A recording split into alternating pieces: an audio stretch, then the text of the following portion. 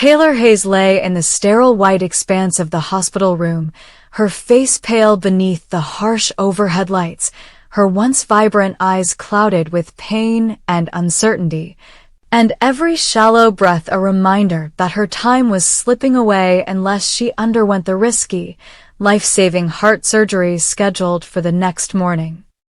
Ridge Forrester sat in the solitary chair by her bedside, the lines of exhaustion etching deep furrows across his tanned forehead. His tailored suit replaced by rumpled khakis and a rumpled linen shirt that spoke to nights spent pacing these corridors rather than running boardrooms. He brushed a stray lock of silver-streaked hair from Taylor's forehead and murmured reassurances she could no longer hear, closing his eyes as he remembered the first time he'd met her in a sunshine-flooded hotel lobby more than 2 decades ago. When he'd been young and brash and certain he knew everything about love, yet still unprepared for the way Taylor Hayes would unravel his carefully constructed world. Now, years later, after betrayals, reconciliations, divorces, and alliances that had shifted with every twist of fate, he found himself here again, fiercely devoted to the woman who'd given him a daughter, hiding his vigil at Taylor's side from Brooke Logan, the woman he had married after Taylor's presumed death, the woman who had rebuilt her life around him, the woman whose trust he could no longer take for granted. Every time Taylor stirred in her hospital bed or drew a ragged breath through lips dry with fever, Ridge's heart clenched with fear, and he gripped her hand as though sheer force of will could stave off the surgeon's scalpels and the uncertainty of the operating room. But beyond these walls, in the airy light of Brooke's penthouse overlooking the Pacific, Brooke Logan paced like a caged lioness, scarcely suspecting that Ridge was not at the office drafting designs or at a gala celebrating Forrester Creations' latest triumph, but here, tending to the fragile life of his first wife. And Brooke, torn between relief that Taylor's condition was stable for now and a simmering resentment she refused to acknowledge, found herself adrift in a churn of guilt and suspicion. She knew Ridge loved Taylor, had always loved Taylor, in his restless, romantic way that thrilled her even as it wounded her, but she had believed that chapter closed, sealed by years of grief and distance, only to be reopened now by the cold truth of Taylor's failing heart. Ridge had told her Taylor was preparing for a routine checkup, that she needed rest and quiet, that he was simply being a good friend, but every polite voicemail she left went unanswered, every text message marked read yet ignored, and every question Ridge, deflected with a gentle excuse, felt like a crack in the foundation of their marriage. Brooke's hands shook as she poured herself a glass of iced water, staring at the pale reflection in the kitchen window, wondering if she'd been foolish to let her heart waver in Nick Forrester's direction those past few weeks. Because, yes, Nick Forrester. Ridge's nephew by marriage, Brooke's former lover turned confidant, the man who had moved into the guest house on the beach after his own divorce and had taken to sketching his latest jewelry designs in the afternoons while she held court at Forrester Creations, had insinuated himself into Brooke's life with an easy charm and a shared history of laughter and longing that reignited something deep in her bones.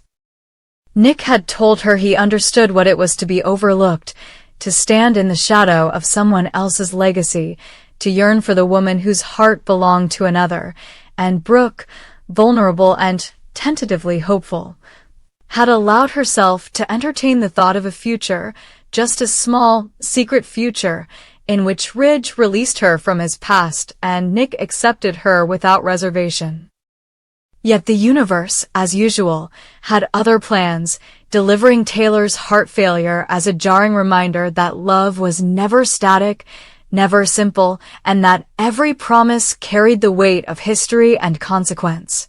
Nick, ever the opportunist with a poet's heart and a schemer's mind, sensed Brooke's turmoil before she fully acknowledged it herself.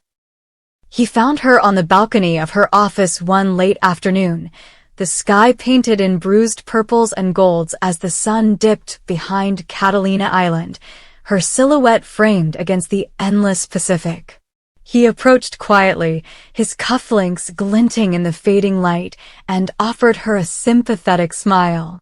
"You look tired," he said softly, his voice so low that only she could hear over the distant hum of traffic and the faint strains of music drifting from a cafe below. Brooke turned, forcing a smile that fell short of her eyes, and Nick took the moment of her vulnerability to whisper words that would ignite the fiercest fire in Malibu in years. "You know Ridge has never stopped putting Taylor first, Brooke. Never.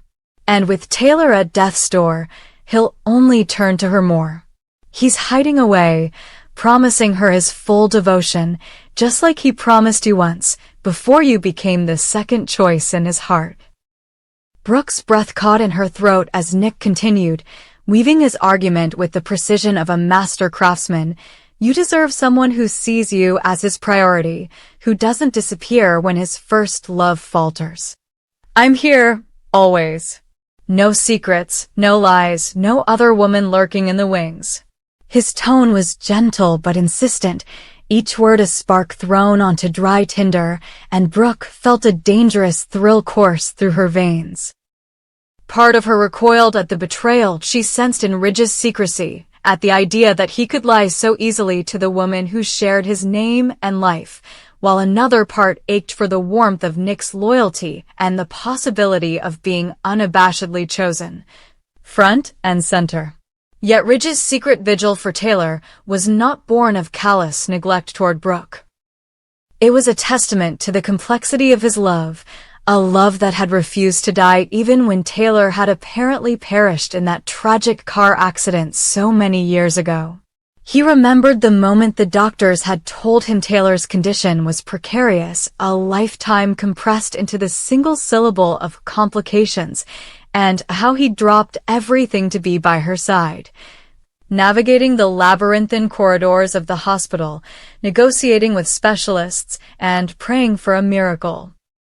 He'd assured Brooke he was attending important meetings offshore, speaking at a conference in London, any lie that would buy him time without arousing suspicion, because he knew the anguish in Brooke's eyes when she discovered he'd put Taylor before her once more. But he could not bear to lose Taylor twice, could not face the world knowing he had forsaken the mother of his children when she needed him most. So he sat in the sterile room into the small hours, willing Taylor's heart to hold out, even as he feared that every beat might be her last. And every whispered plea, every brush of his calloused fingertips against her wrist, solidified in his mind the truth he dared not voice to Brooke.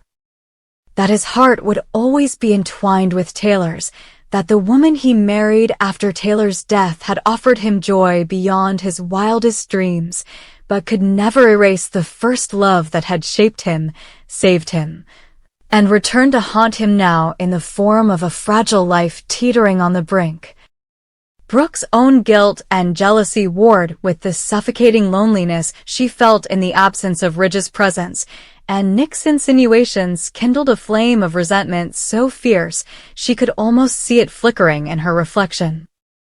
She closed her eyes, picturing Ridge bending over Taylor's bed, the confidential hush of the hospital ward insulating them from the rest of the world, and she tasted bile in her throat as she realized that Nick's words, whether entirely fair or not, had struck a chord of bitter truth. The narrative she told herself, that Ridge had moved on, that Taylor was gone, that his devotion to her was absolute, crumbled like a house of cards under the weight of undeniable proof. And in that moment, as the last light faded from the sky and the Pacific became a dark mirror, Brooke felt the icy certainty that she stood at a crossroads with no clear path forward. One road led back into the arms of Ridge, into a marriage tested by grief, but built on years of shared history and unwavering commitment. The other road opened before her like a fevered dream of passion without secrets, beckoning with the promise of Nick's undivided attention, his fierce determination to be the man who placed her above all others. The night stretched on as Ridge remained by Taylor's side until the surgeons rang the call bell, as Brooke sat alone in the penthouse replaying Nick's words in her mind, and as Nick himself retreated to his secluded studio, the quiet click of his drafting pencils the only sound in the darkness. The next morning, when the phone rang in Brooke's bedroom at dawn, she answered with trembling urgency, only to hear Ridge's voice, hushed and urgent. "Brooke, I need you to come to the hospital." "It's Taylor." And in that single moment, every choice she had contemplated, the recklessness of confessing her doubts to Nick, the bitter comfort of exile in his arms, vanished beneath the improbable gravity of the crisis at hand. She dressed with shaking hands, rejecting Nick's bouquet of lilies in the foyer as she rushed for her car, and as she navigated the winding coastal highway, she wondered, with a cold knot of dread in her stomach, whether love could ever be simple again, or whether Ridge's secret care for his first wife would forever define the delicate balance she had fought so hard to achieve. The fire of the love triangle burned brighter than ever, fueled by the specter of mortality, the sting of betrayal, and the desperate hope that, in the aftermath of Taylor's surgery, one of them might emerge bearing the heart of the woman who lay between life and death and claim the devotion Ridge had so fiercely given when it mattered most. Finn lay beside her, his arm draped protectively across her waist, whispering assurances that once belonged to another era of their lives, but felt as natural now as the rising tide. He did not hear the soft click of the front gate releasing nor the hushed footsteps that threaded their way past the sculpted hedges and moonlit pathways. He did not sense the dark shapes creeping across the terrace, the glint of a flashlight sweeping through the French doors. Luna's hired intruders. Two silhouettes cloaked in black, faces hidden by masks, moved with the precision of predators, one disabling the alarm panel with practiced ease while the other crossed the threshold into the suite. Finn's phone vibrated at the bedside table, a message from Steffy confirming she wouldn't return until morning. He glanced at it, content in the belief that his world was whole, that the love he shared with Steffy and the trust he had built with Taylor would weather any storm. The first intruder pounced on Taylor with a cloth pressed to her lips, his limbs strong as iron. She lurched awake, eyes wide in terror, but before she could scream, the chemical scent of chloroform dragged her into darkness. Finn bolted up at the muffled noise, heart clenched with alarm, but by the time he reached for his phone the doors were slammed shut behind the kidnappers. He crashed toward the window just as the black SUVs roared out the drive. Taylor's form swathed in a thick blanket in the back seat, muffled cries bubbling from her as the cars sped toward an uncertain destination. Finn pounded on the glass, helpless, as the headlights vanished over the cliffside road, and left him staring at the pale moonlight dancing on empty asphalt. Blood pounding in his temples, Finn raced downstairs, adrenaline sharpening every thought into a serrated blade. He snatched up his phone, dialed Steffy in a frenzy, but she didn't answer.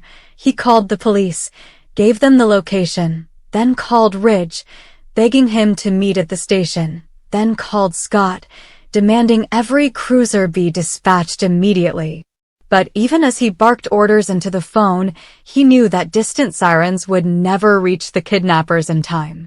His gaze flicked to the photograph of Luna on the mantelpiece. The girl who might be more his granddaughter than he ever realized, the girl whose claim on the Forrester legacy would now be sealed by the abduction of the woman who had once been his wife and remained the mother of his children. Meanwhile, Luna watched from her own hideaway, a seaside warehouse lit by a single bare bulb, Taylor bound to a chair, her eyes rimmed with tears, mascara streaked down her cheeks. The kidnappers had delivered her with brutal efficiency, and Luna approached her with cold authority, the thrill of vengeance and the longing for recognition twisting in her chest. Taylor Hayes, she said softly, drawing Taylor's terrified gaze upward. You have stood between me and my birthright for too long. Finn loves you, yes, but he will not endure your abduction lightly. I want him to choose his marriage or my blood. Taylor's head lolled against the rope, her cry muffled yet raw, and Luna felt a surge of triumph. She'd anticipated the collision this would spark, the way her newfound lineage would pit two women she respected and resented against each other, igniting rivalries older than her own memory. Back at the house, Finn slammed open the front door to find Steffy standing on the porch, her face pale under the streetlights, her hand trembling around the doorknob. They took her, Finn said hoarsely, his eyes wild. Taylor's gone. Steffy's legs buckled. She caught herself on the doorframe, her lips white. Oh my God, she whispered. We have to find her.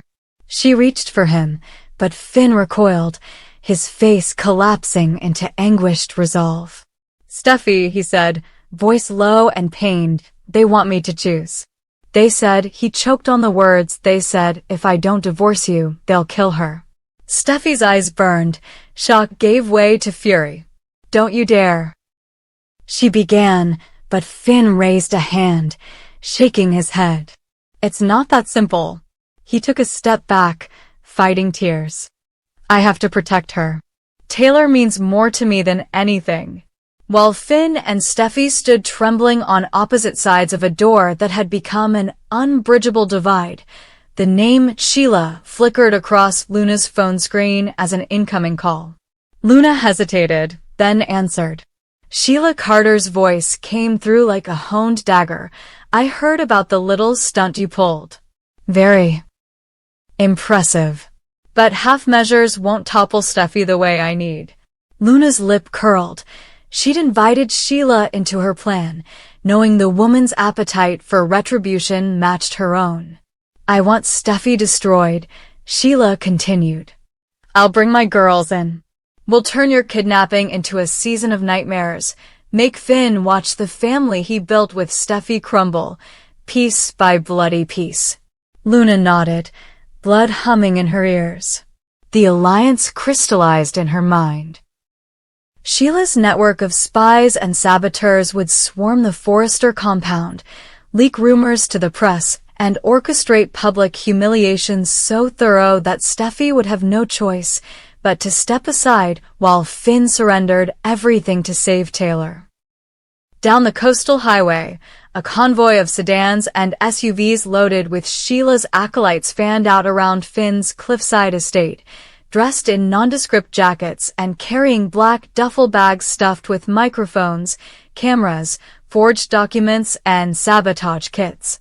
They moved with the precision of a military unit, disabling security cameras, tapping phones, and planting listening devices in the house and Steffy's office at Forrester Creations. Rumors of an illicit affair between Steffy and a Brazilian clothier were leaked to the tabloids. A doctored email sent to the board suggested she was embezzling company funds. Anonymous threats arrived at her door warning that her daughter Kelly would be next if she didn't resign. The harassment accelerated in tandem with Luna's deadline. Finn had 48 hours to sign divorce papers or watch Taylor die. Finn, back in the warehouse where Taylor moaned in her bonds, looked up at Luna with a desperation so raw it made his chest ache. He trembled as he stared at the locket around Taylor's neck, the one he'd given her on the day they remarried, the one whose clasp he had closed himself. Please, Luna, he pleaded, tears crossing his cheeks. I'll do anything. Luna allowed herself a small, triumphant smile, savoring the victory. She produced a pen and a folder, a divorce decree from L.A. County, already prepared. Finn's breath caught. Sign here, Luna instructed, pointing to a blank line. But Finn looked at Taylor's pale face, whispered, I love you, and set the pen aside. I can't, he said, voice breaking. I won't. At that moment, The warehouse doors burst open and shining lights flooded the room. Police, SWAT, and at their lead, Finn's brother-in-law, Liam Spencer, gun drawn, shouting commands. Luna yelled, "No!" as the intruders opened fire, bullets shattering the concrete floor.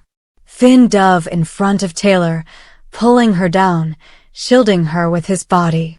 A bullet grazed his shoulder. He winced, but held on.